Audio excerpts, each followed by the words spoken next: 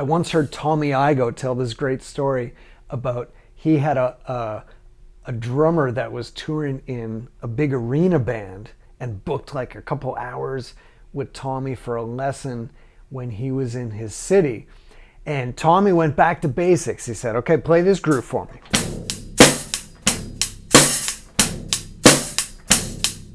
And the drummer said, I'm way past that. I'm way past that. Like, give me your cool stuff. Give me your advanced stuff. And Tommy was like, you just proved that you're not past that.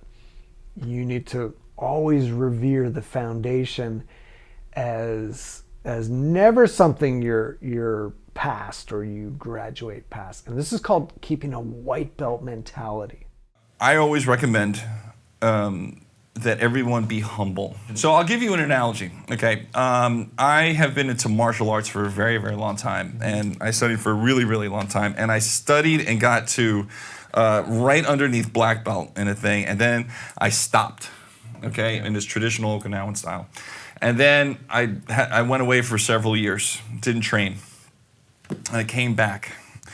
And the sensei offered me, he said, well, we could put a couple of white stripes on the end of your belt and basically, as you remember what you used to do and get yourself back in shape and, we'll take the white tabs off. And I said, no, I want to start over again at white. I want to start all the way at the beginning again. And that was after like literally 11 years of training. I started again at white, And he looked at me and didn't say anything. He said, that's why I like you.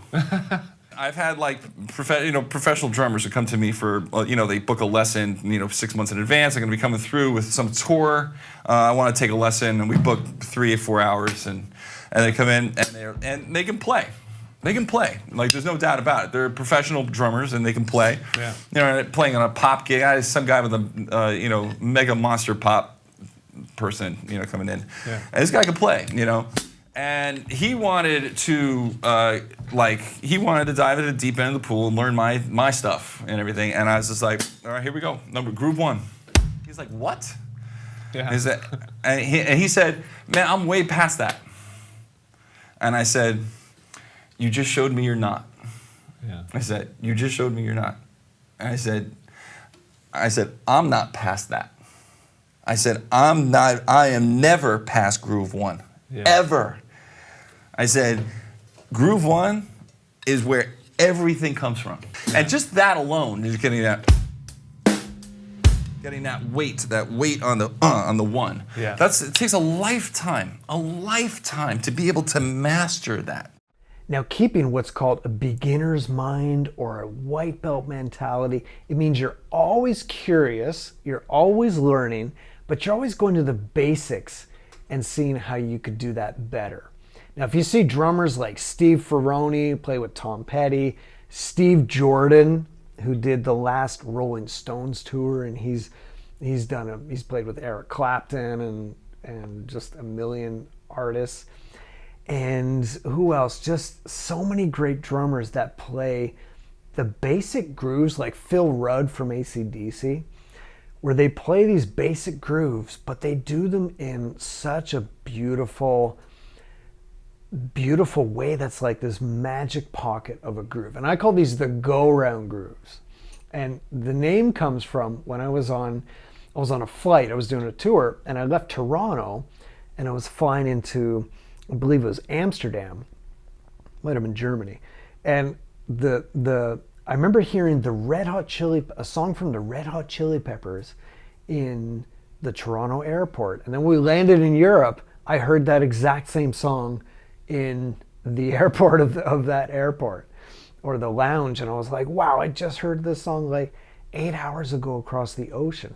And that's an example of like this amazing time we're in. If you think of the global power that music has, these bands like Queen and Michael Jackson, the Beatles, Led Zeppelin. It could be going into hip hop like Jay-Z. It could be a band like Metallica. Just these beats that they're around the world, and they really make the world go round. It's like the heartbeat of music. Is it every single groove out there? No, of course not. And there are lots of other types of beats that we could play. But these go-around grooves, we have to revere them and play them at a high level, which is actually challenging to do. And there's all kinds of ways, all these like little details and all these ways to dress up the grooves that is like the nuances and the details. And when you look at the basics and the foundation in this way, it's just all of a sudden it's like, wow, these things that maybe other people call beginner beats or beginner grooves, it's like, wow, that's actually really difficult and challenging.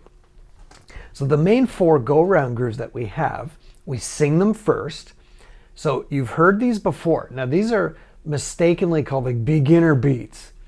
So sometimes when someone's starting out on drums, like, okay, you're gonna do your beginner beats, and then we're gonna go past that, and then we're gonna do the cool stuff. No, you're gonna be, real drummers know you're working on this for life. Now you can do all the cool stuff and you can do the advanced stuff, and that's awesome too. But the real drummers out there, they like, whoa, these grooves are to be worked on constantly and revered, and then all of a sudden you can play. Yeah, just when you play with people, your confidence goes up, you're able to serve the music, and you're like the rock of confidence and leadership that the band and music needs. And I remember I saw a documentary on Tom Petty, and the original drummer Stan Lynch, he left after a certain amount of years, and they went through all these auditions and they couldn't find the right drummer. And eventually they found this awesome drummer named Steve Ferroni. But that just shows you, like, you're just playing these beats like or even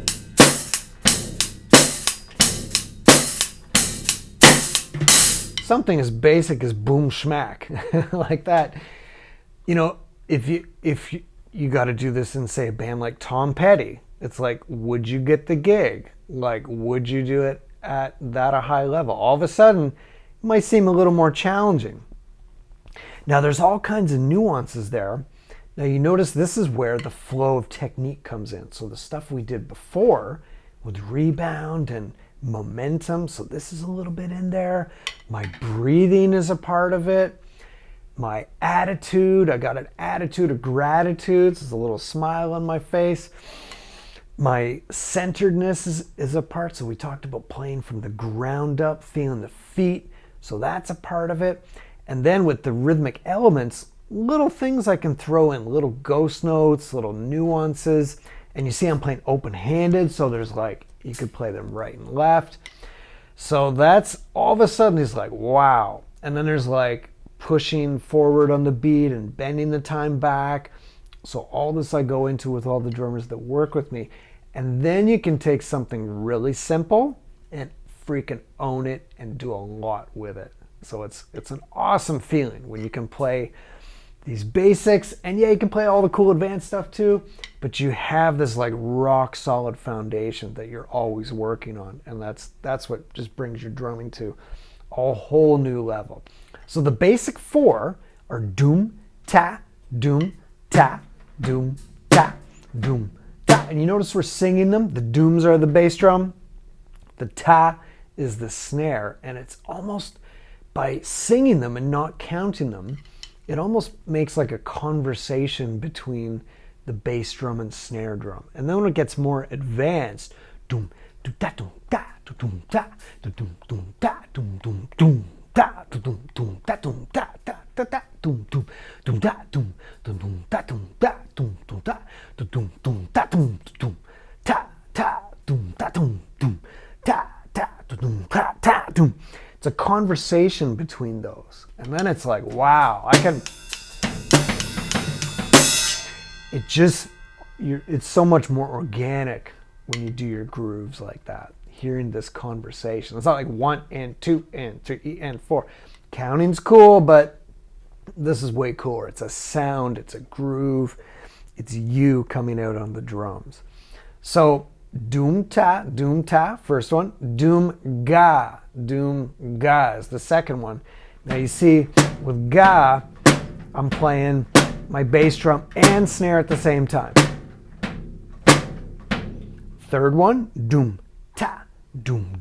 So back to ta, doom, doom, ta, doom, ta, doom, doom, ta, ta, doom, doom, ta. And fourth one, doom, ta, doom, doom, ta, doom, ta, doom, doom, ta, doom, ta, doom. And notice if I can sing it, just naturally my limbs get the right balance.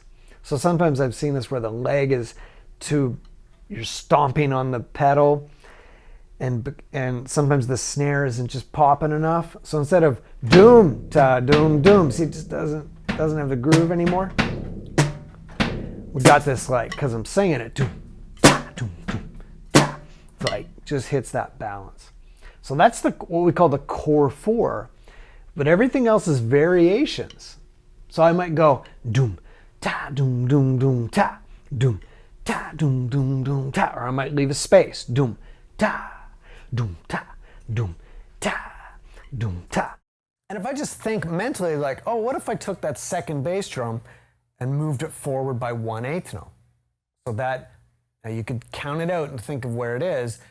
One, so not on the three, on the next one in the grid, just the and. 1, 2, 3, and 4. So if I sing that doom, ta, I like to say the ta long. It's a little trick to fill in that space so you can hear it and feel it. Doom, ta, doom, ta, doom, ta, doom, ta.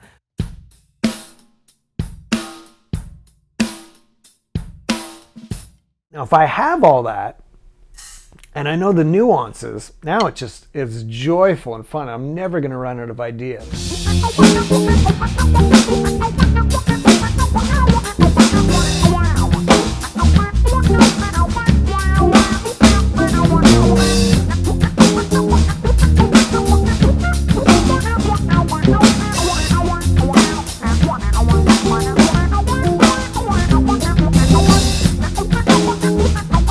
Still thinking of that rooted doom, ta, doom, doom, ta, but I'm just dressing it up and playing everything on top. So that's the core go-round grooves. We go way deeper on this in the course, but we get your foundation solid so you can just soar with your drumming and feel that confidence in everything you do in life.